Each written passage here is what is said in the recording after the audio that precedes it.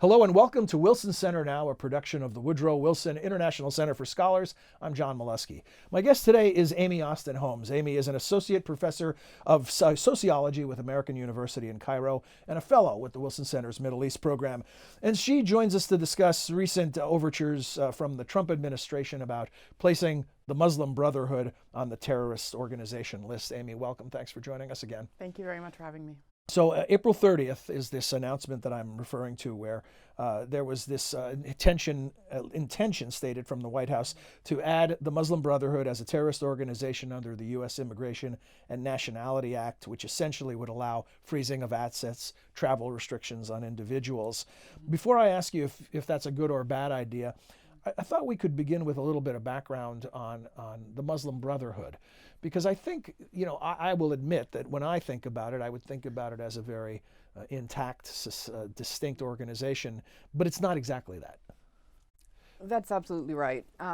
So the Muslim Brotherhood was founded in Egypt in the 1920s by Hassan al-Banna, and it has, over the past 100 years, almost 100 years since it was founded, changed quite a bit. And so in the past, there have been incidents where the Muslim Brotherhood did carry out acts of violence in Egypt, for example, in the 1940s or 50s. But for many, many years now, they have renounced violence, and they are, the largest. Prior to 2011, they were considered the largest organized opposition group within Egypt. The majority of the country of Egypt, of course, are Muslims, about 10% Christians.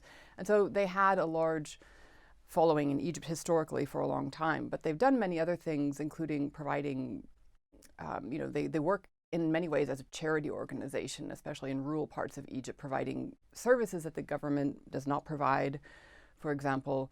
And so the Muslim Brotherhood has a long history in Egypt, but of course they have affiliates and other groups that are active in other parts of the Middle East as well. So within Egypt, there's more of an organization, but when you look at it as a movement globally, it's more about ideas. So you take a country like Yemen, and it might be Muslim Brotherhood philosophy embedded in politics. That's right. That's right.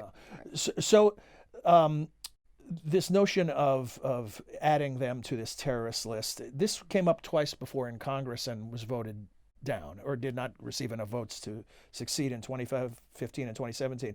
So why now again? Why is this coming up again?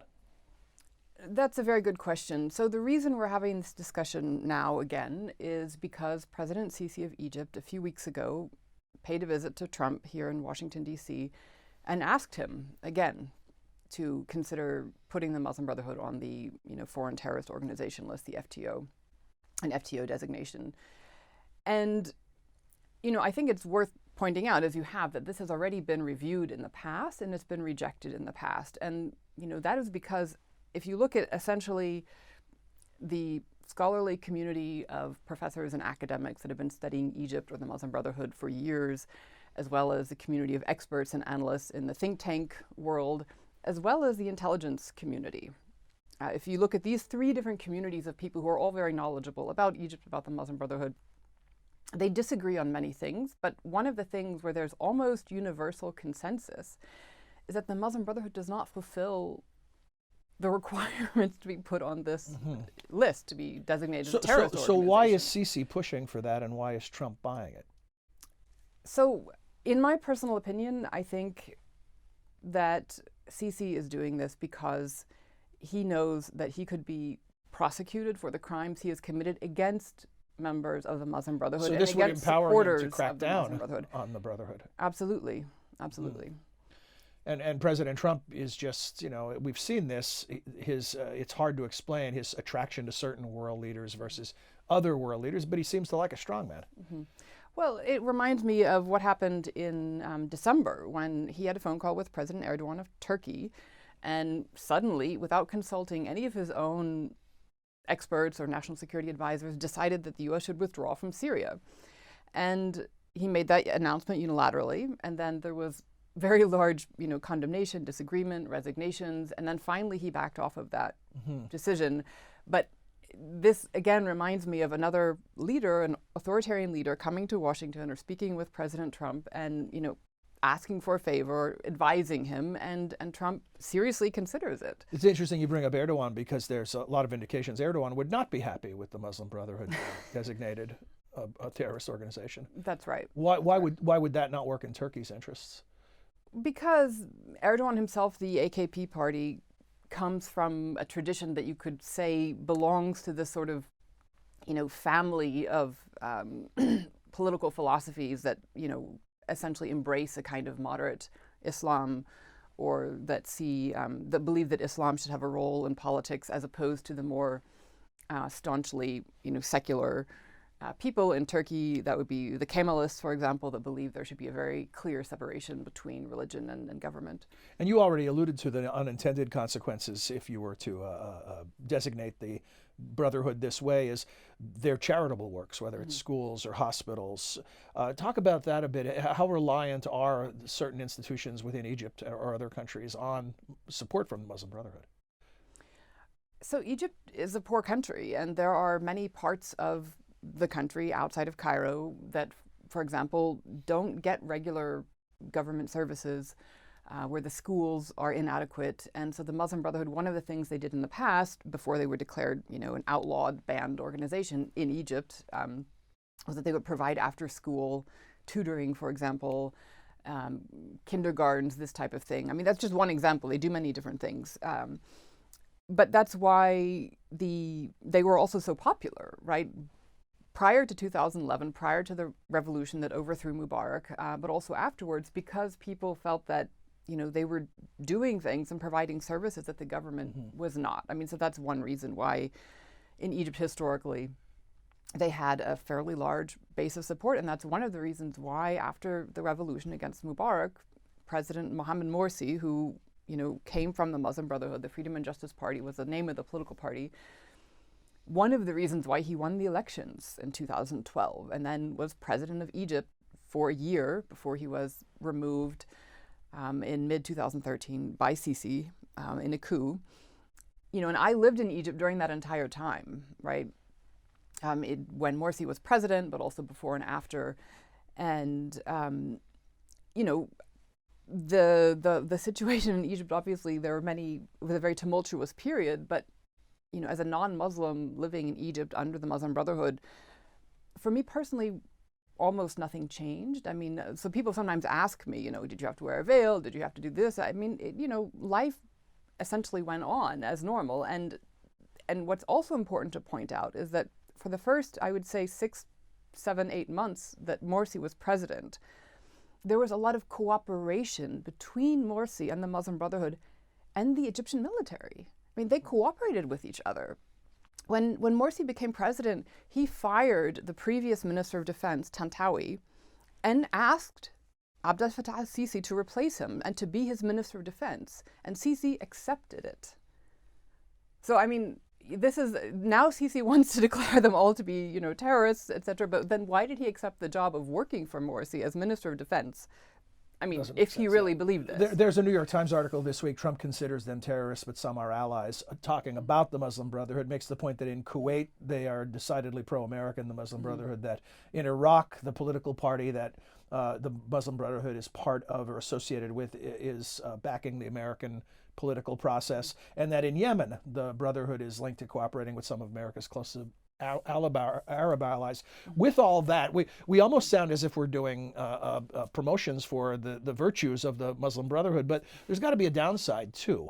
What is the downside? Why do people consider, even if it's been rejected twice, it came up twice, that they should be thought of potentially as a terrorist organization? What is the downside?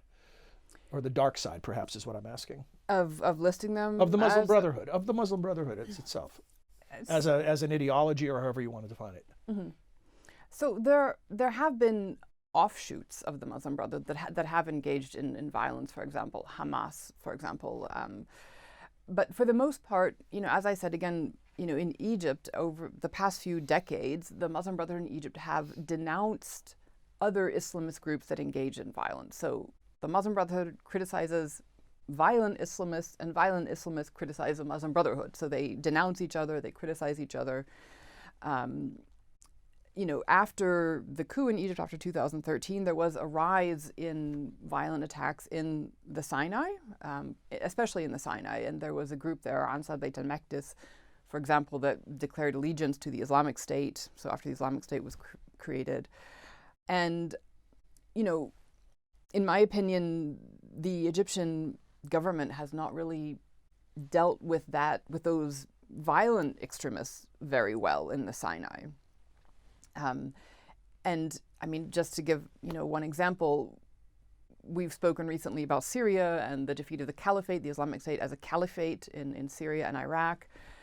And you have often heard praise from American, Pentagon officials, but also British military officials who belong to the global coalition, praise for the Syrian Democratic Forces that were fighting with the United States and the coalition to defeat the Islamic State.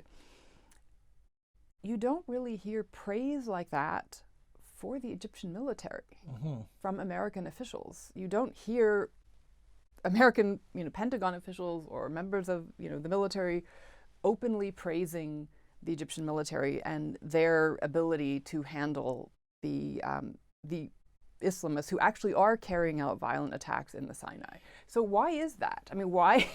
And you have to also remember, we give Egypt the second highest amount of military aid in the world. We have decades of cooperation with the Egyptian military. And in my opinion, the Egyptian military has not adequately tackled that problem. Instead, they go after the Muslim Brotherhood and other groups which have engaged in peaceful dissent and peaceful criticism of the government.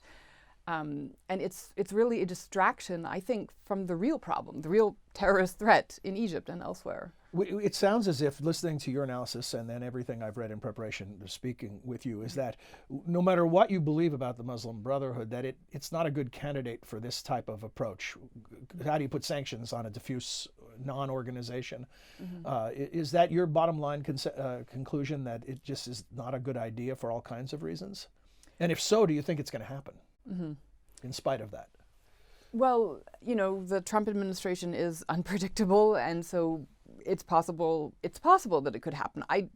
It has to go through a long review process, however. It's not just Trump himself. Right, because we haven't heard a lot about it since the initial statement. Right. I think, I feel pretty confident that this proposal will be rejected again for a third time, but you never know. I mean, you never know.